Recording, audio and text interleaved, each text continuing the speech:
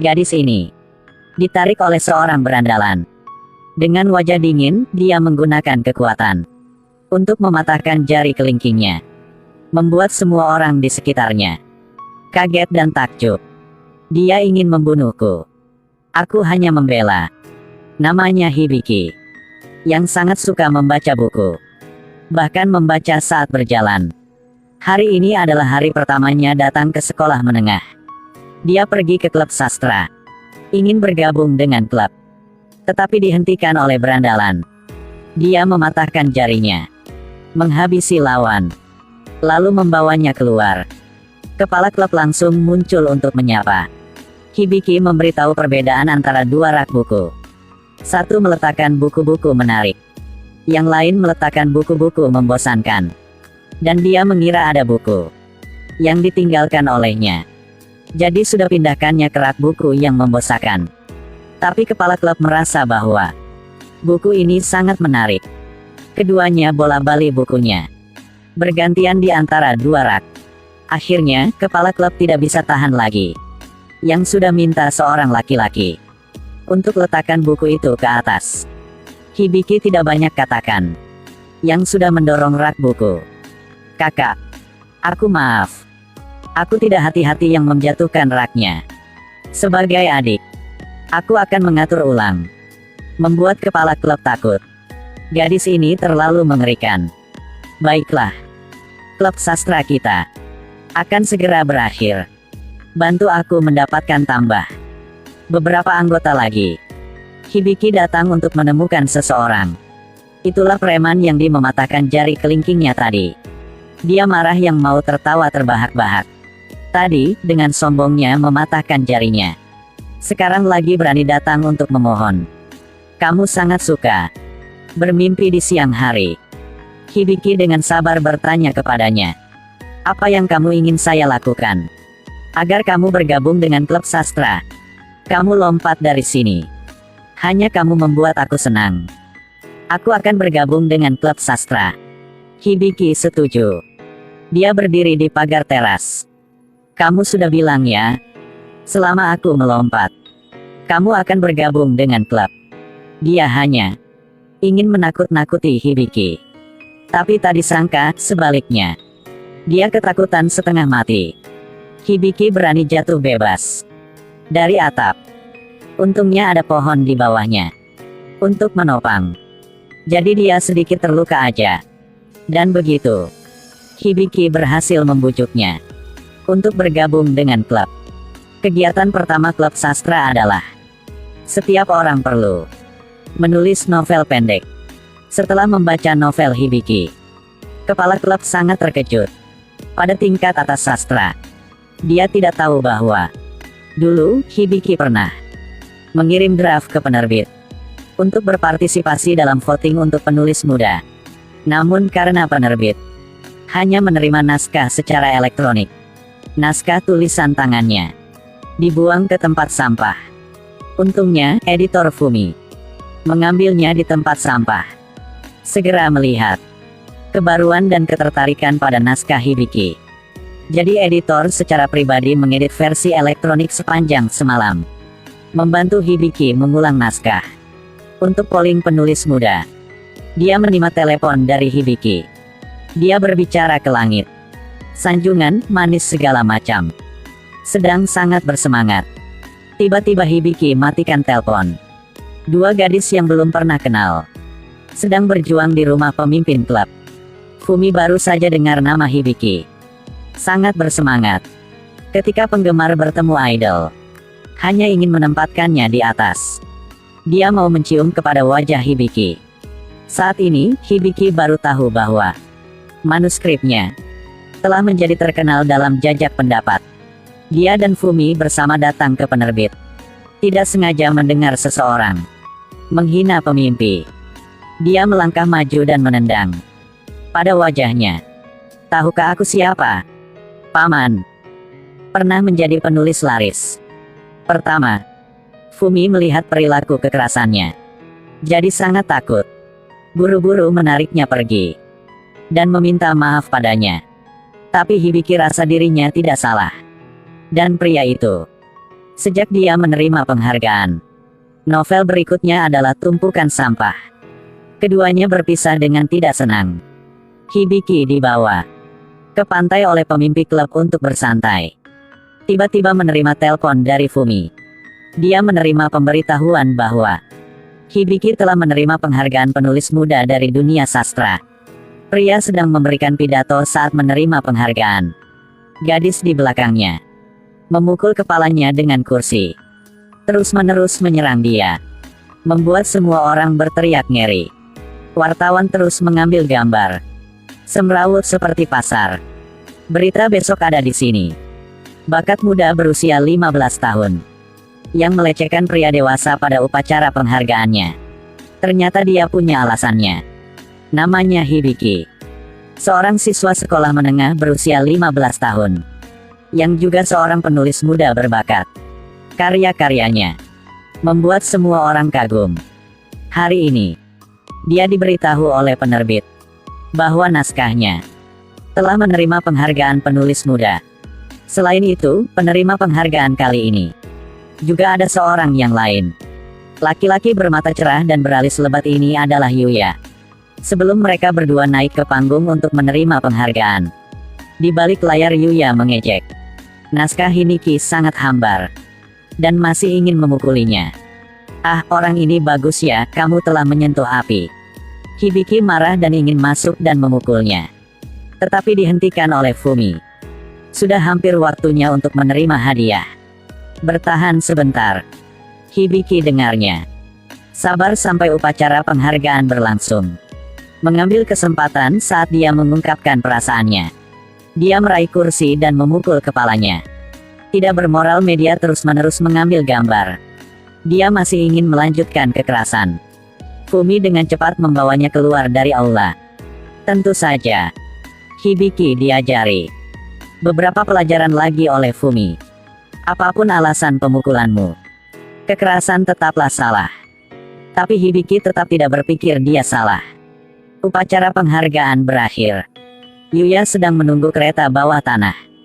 Hibiki diam-diam mendekat, berbisik di belakang punggungnya, membuatnya takut setengah mati. Karena kamu ingin memukul aku, jadi aku harus memukulkanmu. Kita berdua, 1,8 pon, 1,5 pon. Ada lagi satu hal. Jika kamu mengatakan manuskrip aku membosankan, tidak apa-apa. Tapi bacalah manuskripnya dengan serius, lalu katakan. Jika tidak, itu terlalu kejam dan tercela. Pada tepat saat itu, kereta bawah tanah sedang datang dengan cepat. Yuya takut Hibiki akan mendorongnya dari belakang, akan jatuh di rel. Dia dengan cepat meminta maaf. Hibiki juga meminta maaf. Maaf, aku telah memukulmu. Sejak itu, menurut Hibiki, dia dan Yuya telah berdamai. Keesokan harinya, Hibiki berbicara dengan kepala klub tentang buku baru yang ditulis olehnya. Dia menghindari masalahnya. Dia berpikir bahwa dalam waktu 1 bulan, melihat dia dan Hibiki, yang siapa bisa memenangkan hadiah terbesar dalam sastra, penghargaan Akutagawa. Hibiki seorang yang lugas, tidak berputar-putar. Dia langsung berkata, ini adalah buku yang hambar. Ada apa dengan kamu? Bagaimana kamu bisa menulis cerita hambar seperti itu? Kepala klub sangat malu sehingga dia menjadi marah, melemparkan tas itu ke Hibiki. Dia juga tidak menyerah dan melemparkannya kembali. Dan begitu saja, keduanya menamparkan bola balik, memukul bola balik. Seperti ekspresi Pikachu ini, pemimpin klub tidak menyerah lagi. Memutuskan hubungan dengan Hibiki selama sebulan. Sebulan kemudian, daftar penulis muda untuk penghargaan Akutagawa diumumkan. Hibiki adalah salah satunya. Dan pemimpin klub tersingkir dari peringkat. Tidak hanya itu, Hibiki juga masuk dalam daftar dunia sastra lainnya. Sebuah penghargaan yang sangat bagus, yaitu Naoki, yang belum pernah terjadi. Hibiki menemukan kepala klub. Dia adalah teman pertama dalam hidup Hibiki. Dia ingin berdamai dengannya. Kepala klub melihat Hibiki di berita, telah mengerti bahwa Dia hanya orang biasa. Sedangkan Hibiki adalah seorang jenius yang luar biasa. Dia melepaskan ikatan di hatinya. Berdamai dengan Hibiki. Tidak menyangka. Hibiki merusak momen indah ini. Kamu melanjutkan topik sebulan yang lalu. Dia menatap Hibiki dengan bingung. Dia serius menunjukkan masalah dalam buku barunya. Membuatnya semakin putus asa. Bagaimana bisa seorang jenius sepertimu memahami penderitaan orang biasa sepertiku? Dan lagi berbohong padaku kan? Hibiki jadi lebih marah. Dan segera berbalik dan pergi. Tidak ada yang menyangka bahwa Hibiki baru berusia 15 tahun. Tetapi memenangkan 2 penghargaan besar. Bahkan membuat skandal saat upacara penghargaan. Hibiki sedang duduk di atas panggung. Reporter mengejeknya. Dia dengan marah meraih mikrofon editor dan melemparkannya ke arahnya. Dia dengan marah melepas topinya. Bergegas turun dari panggung. Menendangnya tepat di perutnya. Menyebabkan dia jatuh ke belakang. Dia juga menarik dasi reporter itu. Berniat untuk memukulnya sekali lagi. Tetapi dihentikan oleh orang-orang di sekitarnya. Dia Hibiki. Dia adalah seorang siswa SMA yang berusia 15 tahun. Dia adalah seorang jenius sastra. Selain bakatnya yang langka, dia juga memiliki kepribadian yang aneh. Suka menggunakan kekerasan untuk menyelesaikan masalah. Ketika dia diganggu oleh preman, dia mematahkan jari kelingkingnya. Ketika seorang teman sekelas dihina oleh seorang senior dalam profesinya, dia menendang wajahnya.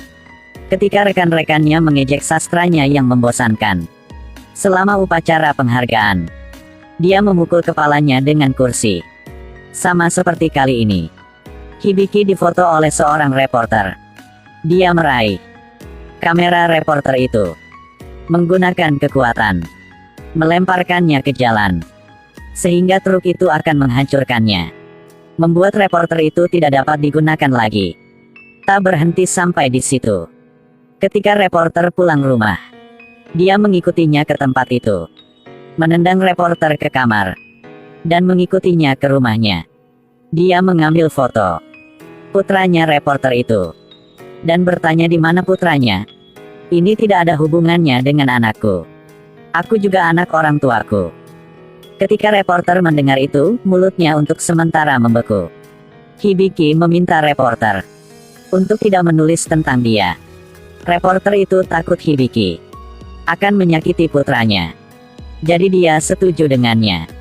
Pada hari pengumuman penghargaan, teman-temannya berjalan-jalan untuk bersantai dan menghilangkan stres. Dan sekaligus berdamai dengan kepala klub. Pada malam itu, Hibiki menerima 2 penghargaan utama sekaligus. Ini adalah kasus yang jarang terjadi pertama kali sejak berdirinya Jepang hingga sekarang. Hibiki duduk di podium. Dia masih di bawah umur. Jika seorang reporter mengajukan pertanyaan, dia berbisik kepada Fumi agar dia bisa bantu menjawab. Selama upacara penghargaan, reporter yang tidak bermoral itu juga hadir. Dia mengajukan pertanyaan sampingan, meragukan Hibiki. Meskipun kamu menulis novel yang sangat bagus di masa lalu, kamu memiliki banyak tindakan kekerasan. Mengapa beraninya kamu terus menulis? Semakin dia berbicara, semakin berlebihan dia. Kamu baru berusia 15 tahun. Bagaimana kamu bisa menulis sebuah dunia yang begitu besar dan kuat? Cara merubah teks menjadi suara dengan aplikasi TTS. Suara terdengar natural dan mirip dengan manusia. Tidak seperti robot. Bisa berbahasa Indonesia, Inggris, dan juga bahasa lainnya. Di video ini editor Fumi untuk menulisnya. Lalu merilisnya dengan namamu. Bagaimanapun, karya seorang jenius remaja akan sangat kuat. Hibiki marah tidak tahan lagi. Menggunakan mikrofon untuk melemparkannya. Dan menendangnya sekali. Semua orang di sekitar menghentikannya. Setelahnya, Fumi memarahinya. Bertingkah kasar lagi. Hibiki dengan dingin berargumen. Tidak peduli apa yang dia katakan padaku, aku akan duduk di sana dengan patuh. Tetapi kamu baru saja diganggu. Fumi terkejut. Keduanya mendengar direktur penerbitan berkata, karena tindakan kekerasannya, bukunya tidak dapat dirilis. Hibiki tidak peduli. Bukunya diterbitkan atau tidak. Dia hanya suka menulis. Dia berpamitan dengan Fumi. Dalam perjalanan pulang, dia bertemu dengan seorang pria berpakaian tidak rapi. Tampak seperti dia ingin bunuh diri. Dia penasaran untuk mencari tahu dengan jelas mengapa dia bunuh diri. Dia merasa sangat menjengkelkan, sehingga dia mengatakan kepada Hibiki, dia telah menulis selama 10 tahun, tetapi tidak pernah menerima penghargaan Akutagawa. 4 kali dia masuk daftar tetapi gagal. Dia tidak tahan dengan kehidupan seperti itu lagi. Tapi Hibiki berkata bahwa, aku pernah membaca buku kamu. Isinya sangat menarik. Mengapa kamu tidak berpikir lebih? Untuk pembaca kamu. Mungkin pembacanya ingin kamu menulis lebih banyak buku. Dia dibujuk olehnya, jadi memutuskan untuk tidak bunuh diri lagi. Tapi dia melihat Hibiki yang berdiri tak bergerak di rel. Di kejauhan, kereta sedang datang. Dia buru-buru menyuruhnya untuk menghindarinya, tapi dia tetap tidak bergerak sampai kereta datang. Hanya 1 sentimeter darinya. Dia mengucapkan kata-kata terakhirnya. Aku tidak akan mati. まだ傑作を書いた覚えはない。 Aku belum menulis sebuah mahakarya.